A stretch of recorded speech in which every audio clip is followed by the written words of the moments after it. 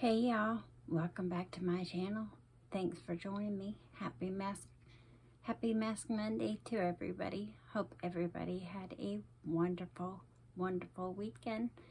If you are new, my name is Jinelle. This is my channel. I am completely blind, so I do things just a little different around here. If you're new, please hit the subscribe button. And to you all that are coming back, welcome. It is Monday, so I am a little tired. I had a okay weekend. Didn't do a whole lot. Did some running around with my husband. He got the lights on the house up. I've gotten a little bit of wrapping done. We got the tree started. I'm planning on getting that done probably later today. I have a collaboration coming up later this week, and it involves my tree, so I have got to get that done. Today, last Monday, I thought I had my class with my mobility cane trainer. When I got done with my Mask Monday, I just didn't feel like doing it, so I texted and I asked Taylor if we could reschedule, and Taylor said, oh, we're not scheduled till Thursday, and I was like, oh, thanks, see ya. So I was all excited about that, and I got nothing accomplished, I don't think. Maybe, I don't remember, that was so long ago. So, but this weekend I got all my cards written out, got all my decorations up, missing a huge box of decorations. I think they might have gotten tossed out accidentally on purpose, maybe just accidentally, not really sure. So, that drives me crazy when I cannot find something I know I have. So, I have been looking high, low, and every which way for something I think is gone permanently. So, that was the frustration of my weekend. Other than that, we had a really good weekend. Jimmy made chili. We had his parents over. James and Christy and the boys came, and we had a great time. Oh, but back to Monday. See, I forget. Back to Monday, after my video, didn't really do much. Came in here, was kind of just, putzing around and doing what I do. And there was a knock on the door, and luckily Jimmy was home. He answered the door, and I could tell the way he answered it, he didn't know who it was. He was just that, that tone of voice. And he went outside. So I got up and I went by the door, and our, door is, tinted where you cannot see in. So I was standing there, listening, and you can't hear what's being said, but you can hear the tone of voice and the voices. So I just stood there, big and tall, like I was gonna, do something, all 5'3" of me. And then I heard my husband laugh, and, then his tone changed, and I thought, okay, he's got it, and I walked away and, did whatever I was doing. And after a while, after he came back in and I told him the story, I was like, I don't know what I thought I was going to do. I mean, put up my big dukes and take care of business. I don't know. But I felt like, I had to have his back. But anyway, back to that. It was the sheriff's department coming to serve both me and my husband. We have to show up today at the courthouse. We were served for a court appearance. I don't know, maybe it's for a deposition. I think it's too early really for the court part without depositions, but that's just not me. I can't read the paperwork, so I don't know. But some of you guys know the story. Most of you do not. Last April, 2021, my daughter was trying to break up with a boyfriend. He didn't like that idea. So, unbeknownst to me, he had held her at gunpoint all night. She got out with the girl safely, hid her car, went to a friend's house. He didn't know where she was. So, I guess he was drugged out. I don't know.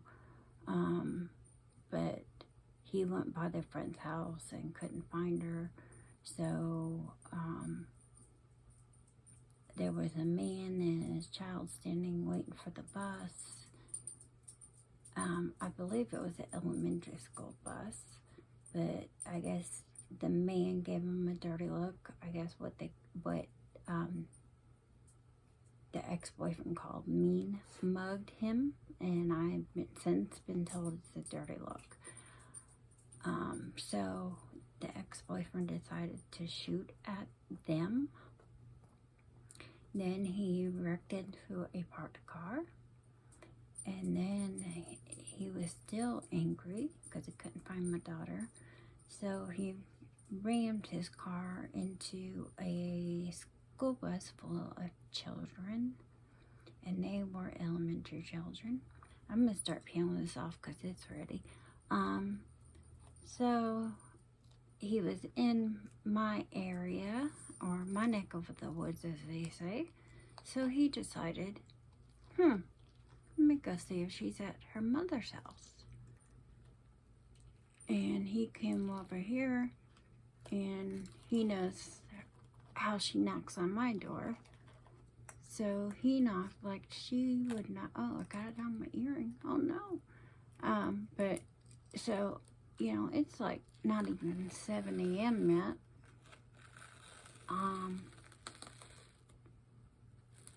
I'm sound asleep. I think I'm barely a month out of brain surgery. And, so he's pounding on my door. So I jump out of bed and I grab my nightgown and my robe and I throw it on and I run to the door. And, I don't even have time to use the restroom. I want to get to the door and get them to quit banging on it. So, I turn off the alarm and he comes in and I'm, expecting my daughter. He's never been over here without her. So, he doesn't have her. So I'm like, where is she? He's like, I don't know. She left in the middle of the night with the girls. And I'm like, what? My oldest granddaughter is, going to school at this time. And I'm like, what do you mean? He's like, yeah, I don't know. What's wrong with her? She just got up and left in the middle of the night. I have no idea where she is and blah, blah, blah. He's like, can you help me find her? Excuse me.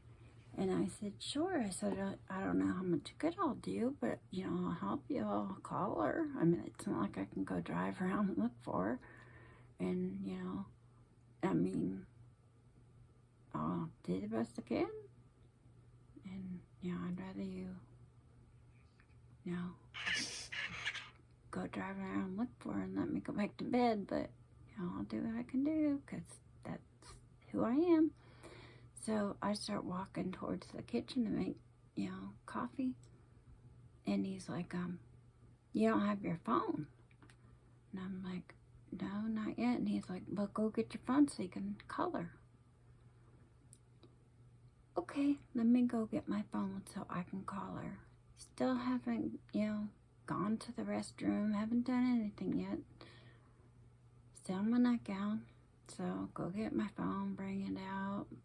I get my chair and I start calling, and she's not answering. And my daughter, does not wake up usually before, like 12 or 1 in the afternoon. So usually she gets up, take her daughter to school, and then, she'll go back and go to sleep. So I'm like calling and calling, and I'm like, leaving a message, call me back, worried about you, blah, blah, blah. So he's like, did you get her yet? Nope, haven't got her yet. Did you get her? Nope, he's gone too. So we're sitting there, and he starts telling me this story about how he, shot at this guy and this boy and hit this car and hit this school bus. And I was like, what? I didn't believe him. I'm like, no way. Who does that before 7 o'clock in the morning, And I'm like, no. He's like, yeah. He's like, I'm sitting here crying on your couch in my pajamas to you. Who would do that if it wasn't true? And I was like, he's like, you don't understand. I'm so messed up. He's like, I'm not going back to jail. I was like, he's like, I couldn't sleep last night. He's like, I took 13, pills. And I was like, well, thinking to myself, well, maybe he needs to eat something if he's like taking drugs. So I was like, you know what? Let me make you something for breakfast, and maybe that'll help you, and maybe that'll make you feel better. He's like, oh no, I'm not hungry. I don't want nothing to eat. And then I was like, he's like, I've been up all night. I'm in my pajamas. I'm like, let me get you a pillow and a blanket, and you can lay right here on the couch, and you can just sleep, and, nobody will bother you. The house is quiet, I won't bother you. He's like, no, man, you don't understand. You just don't get it. They're going to be looking for me. I just hit a school bus. I'm like, nobody's going to be looking for you. So he's like, you just got to help me find her. You got to help me find her. I'm like, okay, well, I'm doing the best I can. All I can do is call her phone. So, I sit back down and I'm calling her phone. And the whole time, I haven't left this side. I've been right in the same room. I haven't gone to the bathroom. I haven't done anything. So I'm calling. And finally, her phone picks up, And I'm like, hey. And it's her friend. And I'm like, do you know where Cass is? And she's like, yeah, she's right here. She's outside talking to the police. And I'm like, why? And she's like, did you hear what happened? I'm like, yeah, kind of, sort of.